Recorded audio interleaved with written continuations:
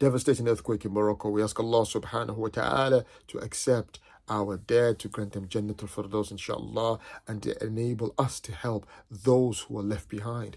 But the way we want to help them, I would say a lot of times the way we want to help them is inadequate. Doesn't reach the standard of the help that's needed. What do I mean by that? Our minds have been conditioned when these events occur to immediately think of reaching for the charity box. Don't get me wrong. May Allah reward all those who give. Give for their ummah from wherever they are in the world. But is that enough? It's not enough. It's not enough because the need is what? Look at the Atlas Mountains, where the epicenter of this earthquake is. Roads have been damaged. So in order to get there, you need helicopters.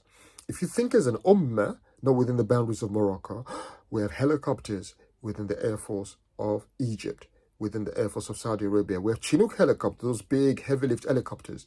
And we have wealth. If you look across the Muslim world, Algeria, Tunisia, Morocco, Egypt, the Gulf, oil, gas wealth. We have huge wealth sitting in bank accounts, being wasted, invested in Europe, and being wasted on football players and all sorts of pop idols and all sorts of crazy things now. So we have the wealth to purchase aid. We have the heavy lifting equipment in terms of helicopters to get the aid to where it's needed. What we don't have is sincere leadership that unlocks those two things, that takes those two things and does deploy, and the Ummah will mobilize behind it. And so we need to call for this when these disasters occur. Yes, give zakah. Yes, make dua. But realize, brothers and sisters, it is not enough for you and I to do that and that alone.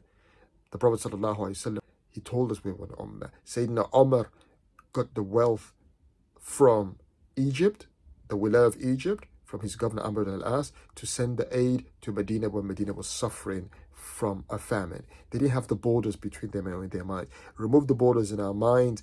Call for every aid that is needed and the heavy lifting to be taken from everywhere in the Muslim world to help the people in Morocco today, so that we can deal with the issue of Morocco, the flooding in Pakistan, the issue in Turkey. These issues demand the whole of us. Call for the return of the Khilafah that will sincerely move.